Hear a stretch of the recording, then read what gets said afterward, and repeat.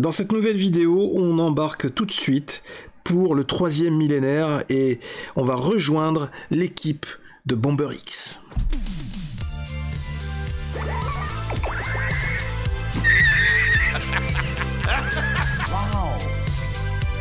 C'est toute l'histoire de ma vie. Plus besoin de coquillage. Parlera en présence de ton avocat. Toc toc. Vous savez que vous avez un problème de comportement. Ah! S'il peut saigner, on peut le tuer.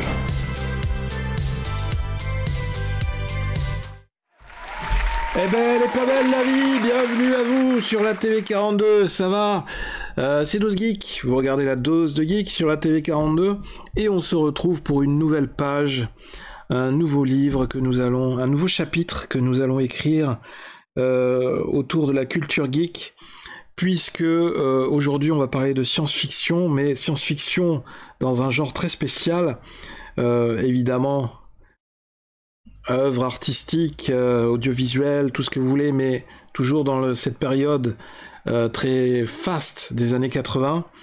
Je suis sûr que vous avez, si vous avez mon âge, la quarantaine, vous avez forcément à un moment donné, vous êtes passé devant un épisode de cette série, la série Bomber X.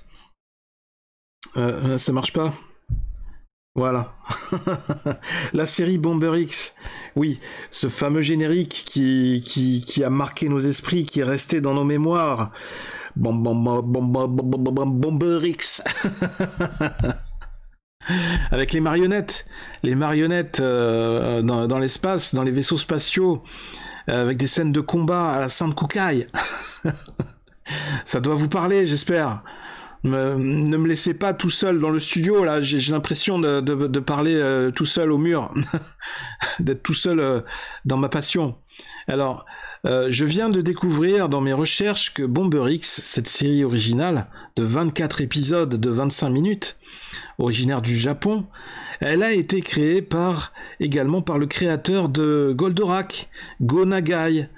D'où ce qui explique le succès, pourquoi ça m'a intéressé, évidemment, parce que je suis un grand fan de Goldorak. Première diffusion en France, 21 septembre 83 sur TF1 dans l'émission Vitamine. Titre original Starfleet X Bomber. Alors avant de démarrer le synopsis, allez, on commence direct, on va regarder la bande-annonce ou le générique français, histoire de vous remémorer ce que c'était Bomber X.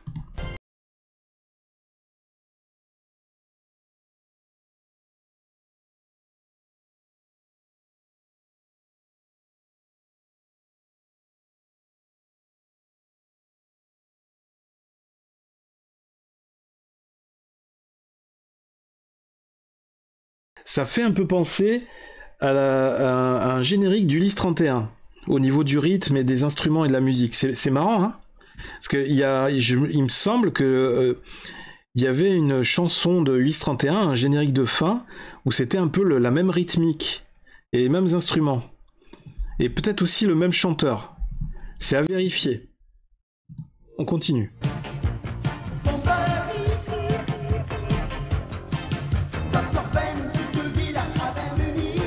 Alors on voit les marionnettes avec les fameux vaisseaux aliens qui attaquaient à chaque fois. Ah ouais, ça c'était quand ils étaient sur la planète glaciaire. Ah oui, fameuse séquence de tir dans les cabines là, comme un peu à la Star Wars.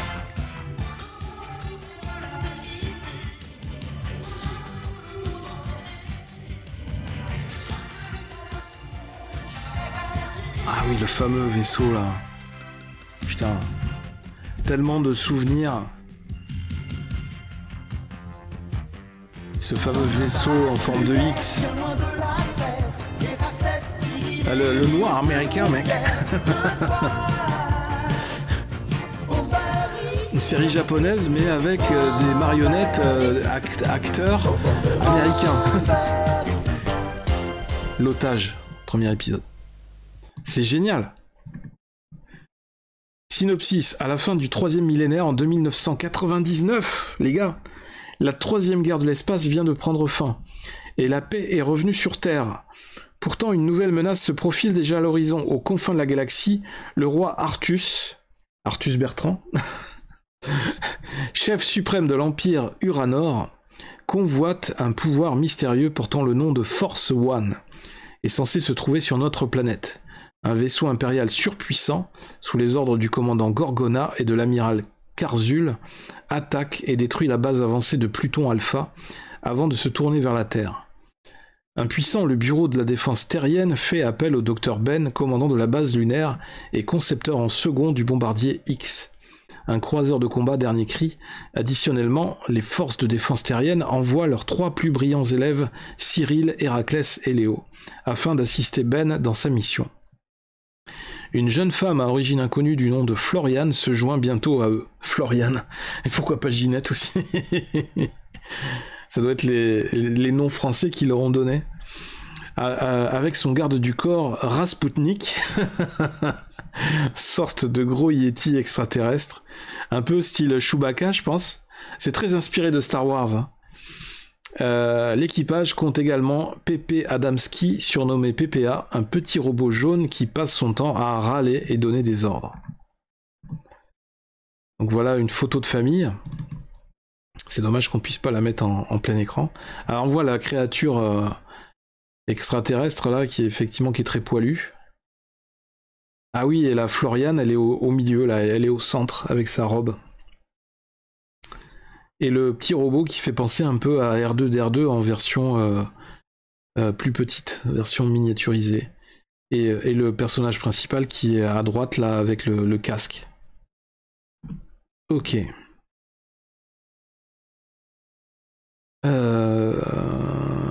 Ok. Ah oui, puis après là on a plein d'autres dessins animés. Bomber X. Mercredi 4 janvier 1984 à 15h30 sur TF1.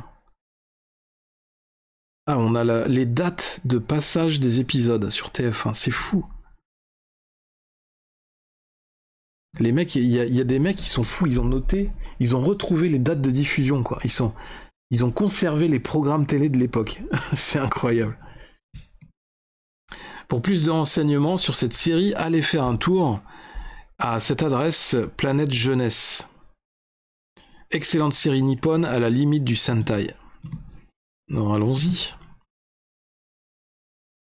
Ok.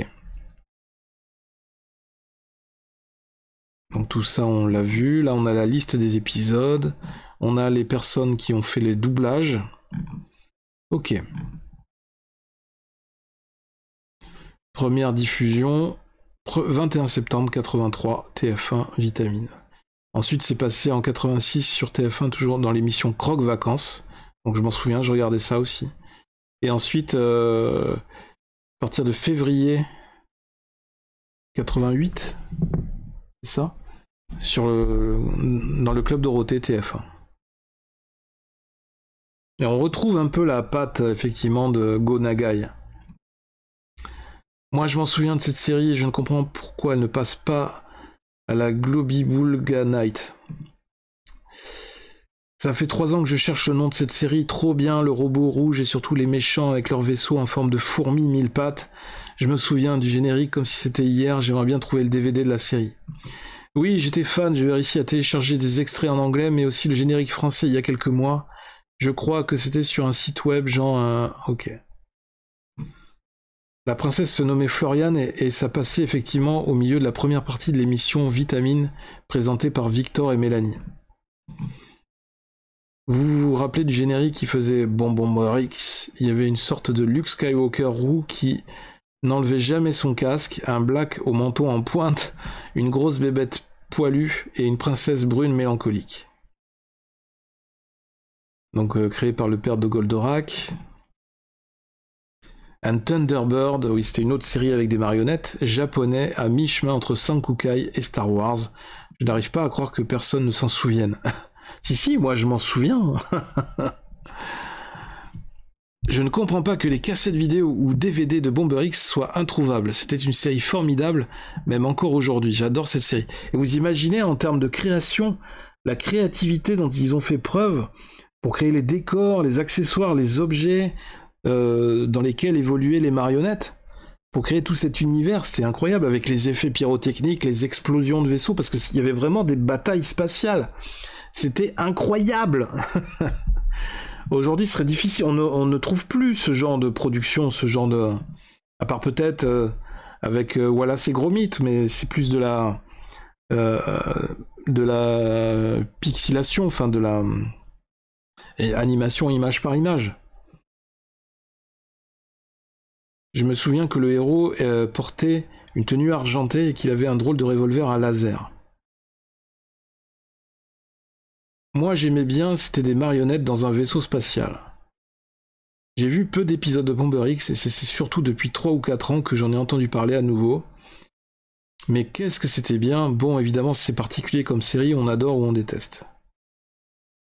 Ah, ça fait plaisir hein, de retrouver des archives, des images de ces souvenirs, de ces choses qui ont marqué quand on était jeune, et puis de voir aussi qu'il y a d'autres personnes qui ont été touchées par ce genre de série. Et c'était vraiment des séries, il y avait ce souci de la qualité, ce souci du détail. Regardez-moi le décor, la création du décor autour des personnages.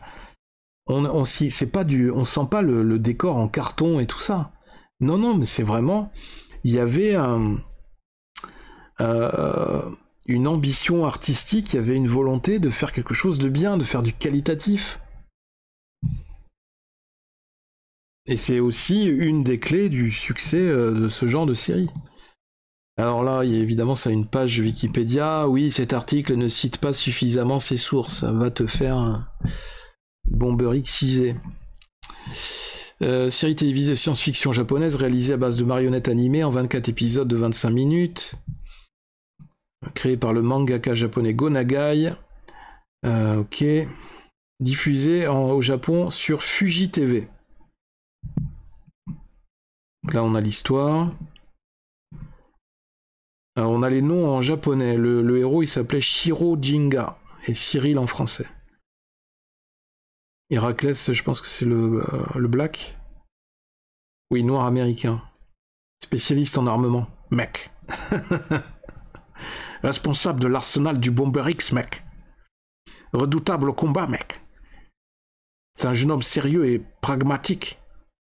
Il joue au baseball, mec.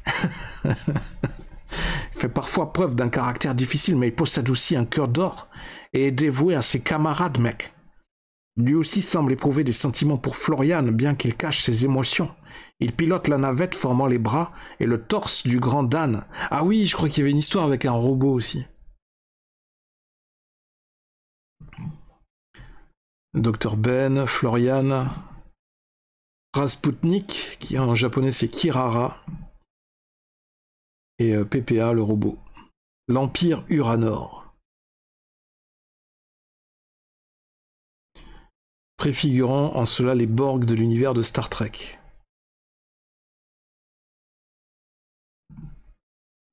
Le docteur Vulcanox. Les deux généraux borgnes d'Artus. Les soldats d'Uranor. Cyborg à la solde d'Uranor, ils ressemblent à des fourmis humanoïdes robotisées et pilotent généralement les chasseurs spatiaux d'Uranor. Dans l'épisode 19, un cyborg assassin spécialisé est mis au point par le docteur Vulcanox dans le but de supprimer Florian. Dans les forces de défense terrienne, on a le général Christophe. Ok. Le Bomber X, Bombardier X, prototype de croiseur spatial révolutionnaire. Bien qu'encore au stade expérimental et n'ayant même pas subi des tests de combat, il représente le dernier espoir de la Terre face à Uranor et dispose d'un armement important, dont le duo laser frontal et le puissant rayon Xanta, seule arme capable d'infliger de lourds dommages au vaisseau amiral de Gorgona. Il transporte également 3 chasseurs de combat capables de se combiner pour former un unique robot géant. Exactement. Voilà. Il y avait 3 chasseurs qui se détachaient du bombardier. Et en fait, pour faire la bataille spatiale, et des fois ils se réunissaient ensemble pour former le robot. Le chasseur cerveau, ou Brinder, chasseur piloté par Cyril, formant la tête du grand Dan. Après, il y avait le chasseur Corpse, chasseur plus lourd piloté par Héraclès, formant le torse et les bras. du Grand Dan, le nom du robot géant. Et ensuite le chasseur Jambes, ou Legstar, chasseur pouvant évoluer sur le sol, piloté par Léo et formant les jambes du Grand Dan. Le Grand Dan, Big Die X, robot géant résultant de l'union des 3 chasseurs portés par le bombardier X. Bien que capable d'opérer dans l'espace, il sera avant tout utilisé dans les missions à la surface des planètes où sa force fait merveille. Le Grand Dan dispose d'un armement important, notamment une version miniature du rayon Xanta qui s'avère dévastatrice. Le Grand Dan est interprété par un acteur en costume dans la tradition des séries de Sentai. Le Céphale, mystérieux vaisseau fantôme dont la forme rappelle celle d'un galion, voyageant à travers l'espace et dont l'équipage porte parfois secours au bombardier X. Le vaisseau planétaire d'Uranor, gigantesque forteresse mobile de la taille d'une planète entière, qui fait son apparition dans les derniers épisodes. Elle sert à la fois de vaisseau de guerre et de moyen de transport pour le roi Artus. Virtuellement indestructible, il faudra l'intervention de Florian pour que ce mastodonte soit anéanti. Le croiseur d'Uranor, immense vaisseau spatial de plus de 1,6 km de long, dont l'aspect rappelle vaguement celui d'un poisson-chat, et servant de base d'opération aux forces d'Uranor. En plus de son armement surpuissant, il transporte plusieurs escadrilles de forteresses volantes et de chasseurs spatiaux. Et ensuite on a la description des autres. L'utilisation de marionnettes pour cette série est due à la série Les Sentinelles de l'air, ou les Thunderbirds, je crois. Bien que le procédé d'animation soit ici différent. Il ne s'agit pas de marionnettes à fil, mais de marionnettes dites à tige, dont l'animation se fait par en dessous, ce qui permet un contrôle plus précis, mais limite également le mouvement des personnages qui sont la plupart du temps filmés en plan moyen ou assis. Les plans en pied sont quasi inexistants. Un scénario plus complexe suit un fil directeur clair, ainsi que des effets spéciaux et une esthétique plus recherchée. Production typiquement japonaise, avec l'introduction d'un robot géant, un acteur en costume, le Grand Dan.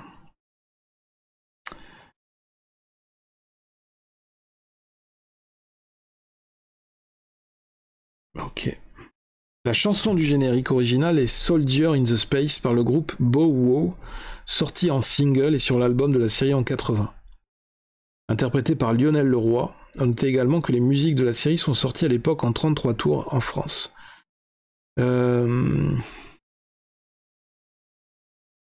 Ah voilà, l'attaque de Bomber interprétée par Noam Kaniel et la guerre dans l'espace interprétée par Marilyn Lassen. Je pense que c'est Noam Kaniel, chanteur israélien, qui avait aussi fait les chansons de Ulysse 31.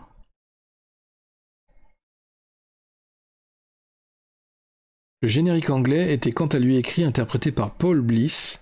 Il a ensuite été repris par Brian May, guitariste du groupe Queen, qui était lui-même un adepte de la série, d'où un album solo sorti en 83 sous le nom de Starfleet Project.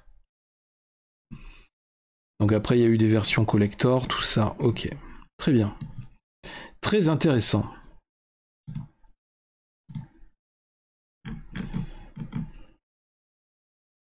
Est-ce qu'on pourrait arriver sur la... Voilà, Bomber X. Bien. Eh bien, j'espère que ce sujet, cette nouvelle vidéo, vous aura permis de faire un voyage dans le temps, de revenir dans le passé à l'âge où vous aviez 10, 12 ans, voire un petit peu plus, et vous étiez les yeux grands ouverts, écarquillés devant votre écran de télé en train de regarder un nouvel épisode de Bomber X, soit devant l'émission Vitamine, ou alors le Club Dorothée ou autre.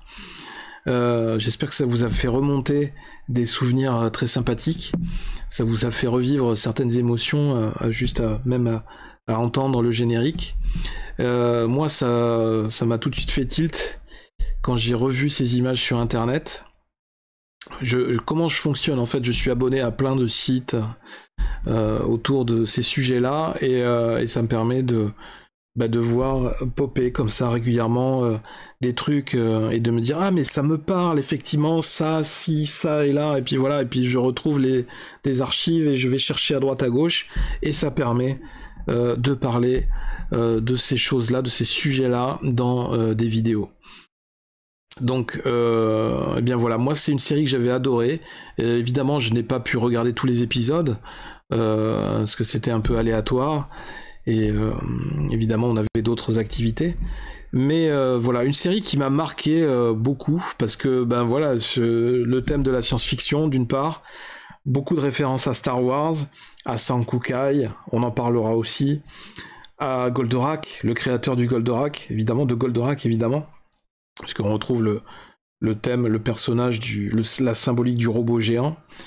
Donc voilà, il n'y a pas de hasard si ce genre de série a eu un succès à une certaine époque, devant des jeunes comme moi, en culotte courte. C'était pas par hasard, c'est que, encore une fois, les créateurs avaient su réunir les ingrédients qui avaient déjà fonctionné sur d'autres projets, et c'était ces mêmes ingrédients qui parlaient à des enfants comme moi. Donc j'espère avoir encore une fois su vous partager avec brio ma passion pour ces sujets-là, pour ces figurines, pour ces marionnettes, pour ces talents créatifs, pour ces histoires merveilleuses, ces aventures incroyables. N'hésitez pas à liker, à partager la vidéo, à vous abonner à la chaîne pour évidemment partager au maximum de gens ces souvenirs, ces émotions, ces sensations, ces éléments qui font aussi partie de notre culture, qui font partie de notre patrimoine culturel, et qu'il ne faut pas laisser disparaître dans les oubliettes, dans les cartons ou dans les archives. Et il ne faut pas que ça parte dans l'oubli. On a un devoir de mémoire, comme sur plein de choses historiques. Ben aussi, je suis désolé, on a aussi un devoir de mémoire. On doit entretenir une mémoire sur toutes ces œuvres, toutes ces choses qui nous ont aidé à nous construire quand on était plus jeune. Donc voilà, c'était DosGeek. Je vous fais de gros bisous, et en attendant la prochaine vidéo, évidemment, laissez parler le geek qui est en vous. N'hésitez pas à me dire dans les commentaires vos réactions, si vous avez également adoré cette série quand vous étiez plus jeune.